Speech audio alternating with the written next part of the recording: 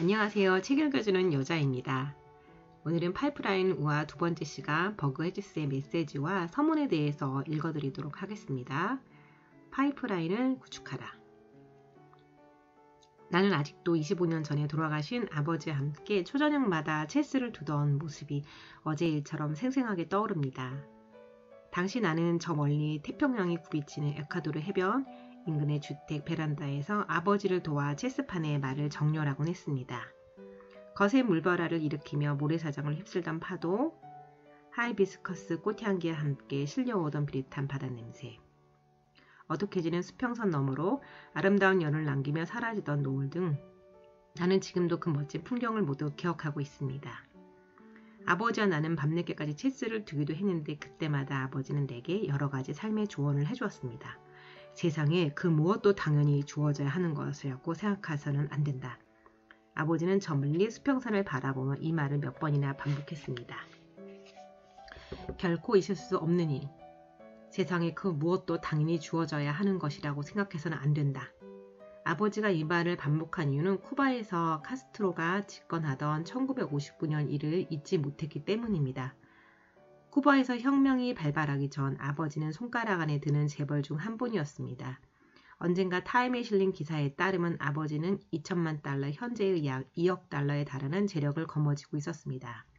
실제로 아버지는 목화공장, 소매업, 섬유공장, 화학공장, 산업용 토지 등 12개 업종에서 활발하게 사업을 벌이고 있었습니다. 그런데 카스트로 혁명에 성공하면서 정권이 하루아침에 바뀌자 부모님을 잊고 있던 옷차림 그대로 쿠바를 탈출해 자메이카로 갔습니다. 아버지가 운영하던 여러 사업체와 은행에 남아있던 돈은 모두 공산주의자들이 흔히 주장하는 것처럼 인민에 대한 범죄를 처단한다는 명목으로 고스란히 국가에 빼앗기고 말았습니다.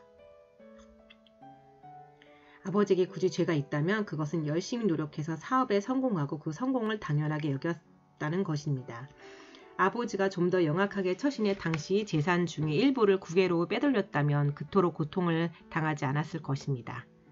아버지는 절대로 카스트로 혁명에 성공할 수 없을 거라고 굳게 믿었습니다.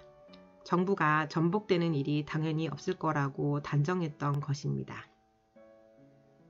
그 믿음은 완전히 빗나가고 말았습니다. 결국 아버지는 비싼 대가를 치러야만 했습니다. 파이프라는 생명선. 내 아버지는 타고난 사업가 기질을 살려 다시 일어서기 위해 무척 애를 썼습니다. 하지만 안타깝게도 경기 침체와 지병인 심장병이 악화되면서 재기하기는 것이 결코 쉽지 않았습니다. 임종이 다가왔음을 느끼던 아버지는 절대 세상을 탓하거나 후회하지 않았습니다. 다만 주어진 삶이 끝날 때가 되었다는 사실에 아쉬움을 느꼈을 뿐입니다. 아버지는 나와 함께 체스를 두면서 아버지가 그때까지 어떻게 살아왔는지, 40대에 어떻게 상당히 재산을 모을 수 있었는지 들려주었습니다. 아버지는 내게 아버지 나름대로의 삶의 원칙을 알려주고 싶었던 것입니다. 로버트 기요사키의 CD는 내 아버지가 가르쳐준 교훈을 되새기게 했습니다. 그날부터 나는 파이프라인과 생명선과의 관련성을 설명하고 또 장단기 파이프라인을 통해 수입원을 다양화하는 일이 왜 중요한지 설명하는 책을 준비하기 시작했습니다. 그리고 3개월 후 파이프라인 우화라는 제목으로 떠내려간 그 원고를 출판사에 넘겼습니다. 파이프라인을 구축하라. 아버지의 조언을 충실히 되새긴 나는 수년간 사업성이 뛰어난 여러 개의 파이프라인을 구축했습니다. 그렇다고 내가 아버지처럼 12개 업종을 사업체를 거느리느라 2천만 달러를 소유한 재력가가 되었다는 이야기는 아닙니다. 하지만 나는 지금도 아버지가 못다 이룬 꿈이자 내 꿈을 향해 열심히 노력하는 중입니다.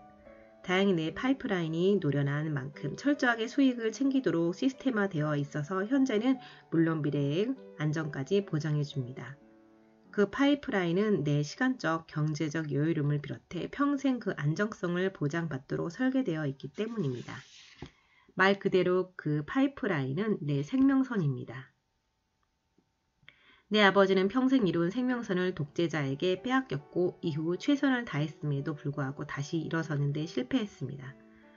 그러나 여러분과 내가 내 아버지처럼 생명선을 빼앗길 일은 절대 없을 것입니다. 내 생명선을 빼앗을 수 있는 사람은 오직 나 자신뿐입니다. 마찬가지로 여러분의 생명선을 빼앗을 수 있는 사람도 여러분입니다. 생명선을 빼앗은 일은 간단합니다.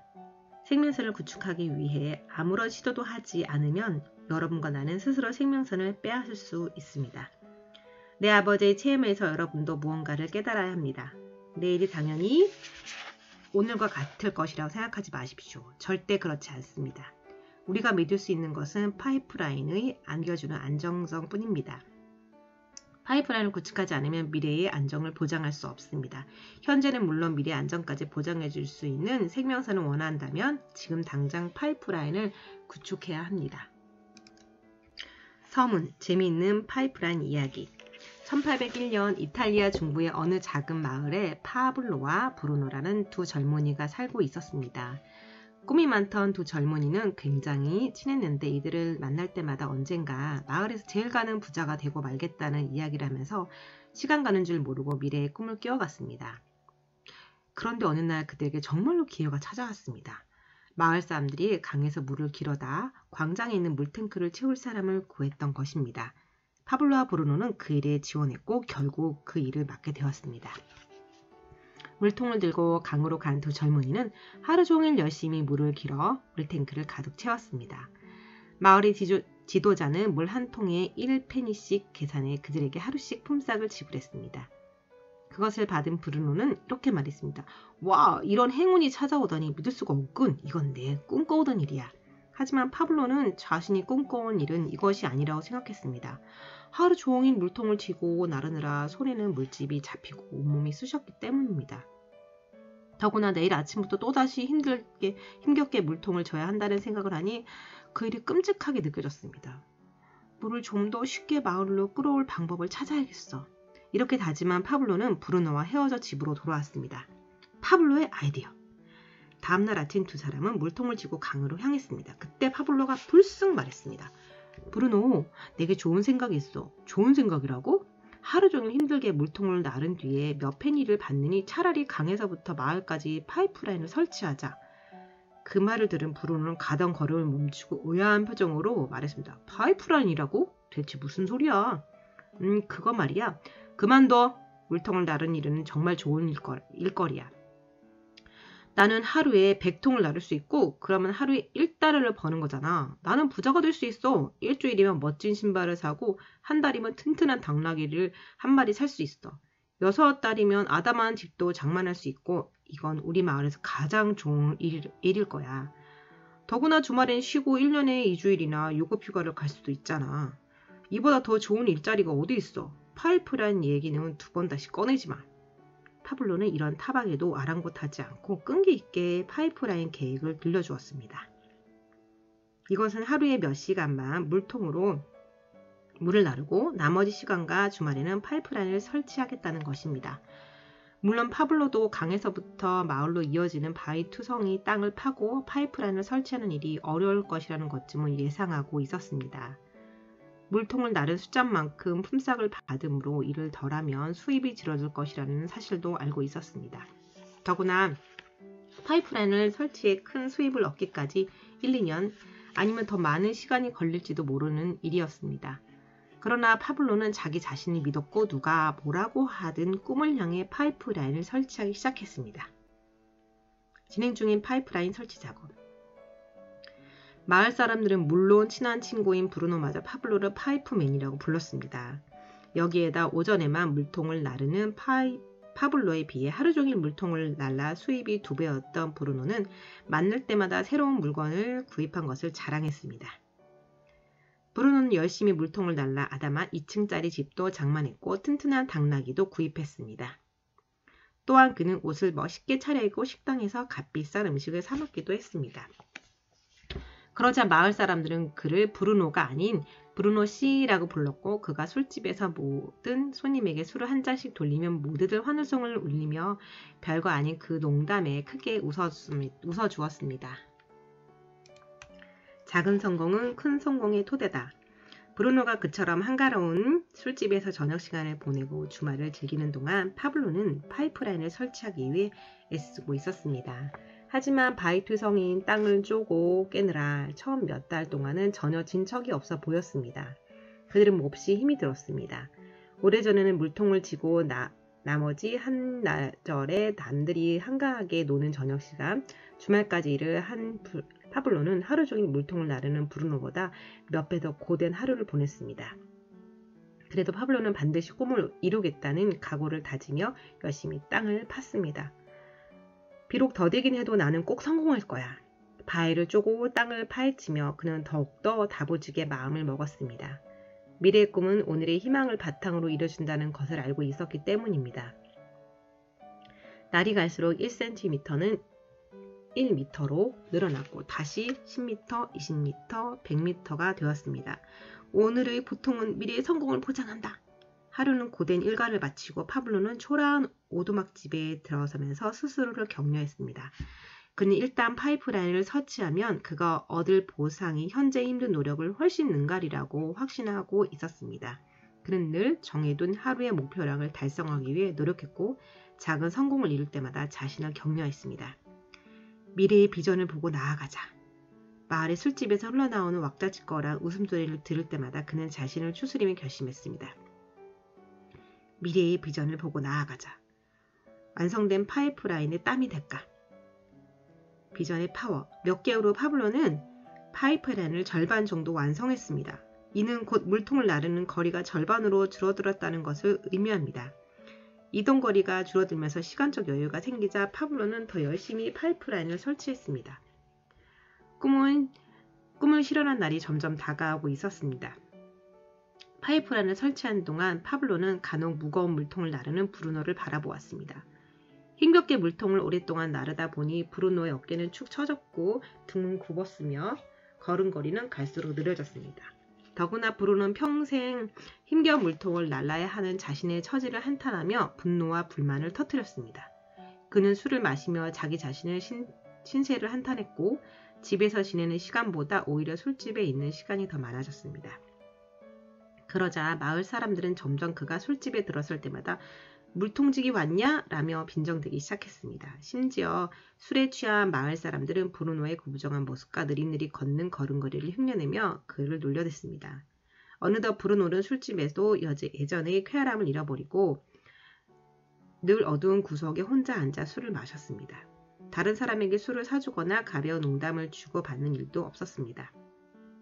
한편 파블로는 드디어 학수고대하던 날을 맞이했습니다. 파이프라인이 성공한 것입니다. 마을 사람들은 파이프라인을 통해 물이 물탱크로 흘러드는 것을 보기 위해 앞다투어 몰려들었습니다. 파이프라인을 타고 마을에 물이 넉넉하게 들어오자 이웃 사람들도 그 마을로 속속 이사를 왔고 마을은 갈수록 번창했습니다. 파이프라인을 완성한 파블로는 더 이상 물통을 나를 필요가 없었습니다. 그가 힘들게 물통을 나르지 않아도 깨끗한 물이 계속 물탱크 속으로 흘러들어가기 때문입니다. 그는 밥을 먹거나 잠을 자는 동안에도 즐겁게 노는 시간에도 물은 계속해서 흘렀습니다. 더구나 흘러가는 물이 늘어날수록 파블로는 점점 더 많은 돈을 벌었습니다. 이제 파블로는 그 마을에서 기적을 일으킨 사람이라고 불렸습니다. 정치인들은 그의 강인함과 확신, 미래에 대한 비전을 높이 평가하며 시장 선거에 출마하라고 강하게 제안했습니다. 하지만 파블로는 자신이 이룬 성과가 결코 기적이 아님을 알고 있었습니다. 그가 보기에 그것은 그의 커다란 꿈을 향한 기초 단계에 지나지 않았습니다. 파블로는 이미 그 마을뿐 아니라 다른 마을에도 파이프라인을 설치할 계획을 세우고 있었습니다. 나아가 전 세계를 관통하는 파이프라인을 구축하려는 원대한 계획까지 세웠습니다. 이것은 단지 시작일 뿐이야. 파이프라인 설치로 힘들게 물통을 나르지 않아도 물이 콸콸 쏟아지자 브루노는 일자를 잃었고 먹고 사는 일을 걱정하게 되었습니다. 술집에서 사람들에게 공짜 술을 구걸하는 브루노를 본 파블로는 마음이 아팠습니다. 어느 날 파블로는 브루노를 찾아갔습니다. 브루노, 너에게 부탁할 일이 있어. 고된 노동으로 등이 굽은 브루노는 궁핍한 기색을 역력한 얼굴로 찡그리며 쏘아붙였습니다. 나를 놀리려고 찾아온 건가? 그게 아니야. 또 내 판단이 옳았다는 것을 자랑하는 것도 아니야. 파블로는 진지한 표정으로 브루노의 눈을 바라보며 말을 이었습니다. 너에게 엄청난 사업계를 알려주기 위해 찾아온 거야. 생각해봐. 내가 마을에 파이프라인을 설치하기까지 2년 정도가 걸렸어. 그동안 나는 눈물겹도록 힘들었지만 덕분에 많은 것을 배웠어. 어떤 장비를 써야 하는지, 어디를 파야 하는지, 파이프라인을 어떻게 설치해야 하는지 배웠고, 그리고 그 모든 지식을 바탕으로 이제 여러 개의 파이프라인을 설치하는 시스템을 개발했어. 그래서 그 시스템을 따라하면 혼자서도 1년에 파이프라인 1개를 완성할 수 있어. 그렇지만 혼자 1년을 투자하는 것은 시간적으로 경제적으로 그리 바람직하지 않아. 그래서 나는 너와 마을 사람들에게 파이프라인 설치법을 알려주고 그 다음에는 너와 마을 사람들이 또 다른 사람들에게 그 기술을 가르치게 할 생각이야. 그러면 우리 마을뿐 아니라 이웃마을, 우리나라, 더 나아가 전 세계의 모든 마을에 파이프라인을 설치할 수 있을 거라고. 잘 생각해봐. 파이프라인으로 물이 흐르면 리터당 일정 비율의 몫을 생길 수가 있어. 파이프라인에 흐르는 물이 늘어날수록 우리 목도 늘어나지. 우리는 계속 파이프라인을 설치하기만 하면 돼. 지금 내가 만든 파이프라인으로 내 꿈을 실현했다고 볼 수 있어. 이제 시작일 뿐이야. 파블로의 말에 미래의 커다란 청사진을 본 브루노는 미소를 지으며 굳은 살이 박힌 거친 손을 파블로에게 내밀었습니다. 악수를 한 그들은 오랫동안 헤어졌다가 다시 만나 친구들처럼 강하게 포옹을 했습니다. 오랜 습관을 버리지 못하는 사람들. 그 후 몇 년이 흘렀습니다. 파블로와 브루노는 이미 은퇴했지만 전 세계로 확장된 그의 파이프라인에서 연간 수백만 달러의 매출이 발생해 그들은 풍요로운 삶을 누립니다. 그리고 그 수입은 늘어나기만 할 뿐 조금도 줄어들 방법이 없습니다. 전 세계로 여행을 다니는 파블로와 브루노는 가끔 물통을 나르는 젊은이들을 만났습니다. 그러면 그들은 가던 길을 멈추고 고되게 물을 나르지 않아도 파이프라인만 설치하면 시간적, 경제적으로 여유롭게 살 수 있음을 알려주고 자신이 도와주겠다고 제안했습니다. 그때 어떤 사람은 갑자기 찾아온 행운에 뛸 듯이 기뻐하며 그 제안을 즉각 받아들입니다. 그런데 불행히도 대다수는 파이프라인이 무엇인지, 어떻게 설치하는지 등의 기본 개념도 들어보지 않은 채 오랜 습관에 얽매여 이런저런 핑계를 댑니다. 그런 일을 할 만한 시간이 없어요. 내가 잘 아는 사람이 파이프라인을 설치했다가 실패했어요. 그 작업을 일찍 시작한 사람만 돈을 번다면서요. 그냥 지금까지 살던 방식대로 살래요. 파이프라인을 설치하려는 속임수에 걸려들어 돈을 날린 사람을 알고 있어요. 파블로와 브루노는 많은 사람이 기존의 습관에 얽매이거나 편견, 우애로 인해 미래의 비전을 제대로 알아보지 못하는 현실에 가슴이 아팠습니다. 많은 사람이 물통을 나르며 사는 것을 당연히 세상에서 파이프라인의 꿈을 이루는 것은 쉬운 일이 아니었습니다. 어쩌면 그래서 그 꿈을 이루는 사람은 극소수에 불과할지도 모릅니다. 하지만 파블로와 브루노는 앞으로 점점 더 많은 사람이 파이프라인의 혜택에 눈을 떠 미래의 비전을 함께 볼 거라고 확신하고 있었습니다. 자, 이번 시간 다 읽었고요. 다음에는 챕터 1에 대해서 읽도록 하겠습니다. 그럼 안녕.